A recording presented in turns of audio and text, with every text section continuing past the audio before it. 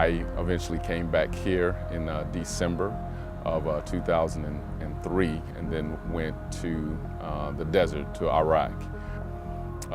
In June of 2005, we got married, and I was here, and everything was going well, but I noticed that there were some differences happening within me. Became just angry about the littlest of things. I was really overprotective. I didn't want her to go anywhere, and I was just really agitated, and I was diagnosed with PTSD from things that I experienced and went through in the war effort.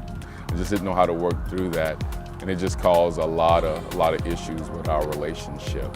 Maybe about 18 months into the marriage, I go into our home, and on the coffee table, the divorce papers were there for me to sign, and she was asking me to leave the home, and my world was turned upside down that day. Well, I filed for divorce primarily because I didn't know how to cope with what was going on with him. I didn't know how to deal with him. And his PTSD affected me, that I was afraid to go home. And the PTSD guy says, would you rather be divorced at 40 or at 50? I was really blaming, of course, Jules, my wife, for the way things were going, and the Lord just wouldn't let me off the hook. He says, no, I need to work with you. I need to work on you. I actually met my counselor, who is still my counselor today, and she told me about the HIM conference, and I agreed to go, and we went.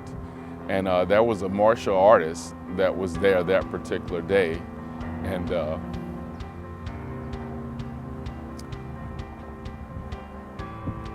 he was talking about his PTSD and how he came through that, and he was helping military service members with that. And that really resonated with me, and we went to several breakout sessions just on marriage and ministry, and we made a commitment that day that every year we would go to the HIM conference because it so spoke to us. The third year that we went, and we started seeing couples ministering together in the breakout sessions, I told my wife, that's something that I want to do. I believe that we can do it. Well, I'm thankful that he's a lot more fun and not so uptight. And it's encouraging to see how he can be more compassionate.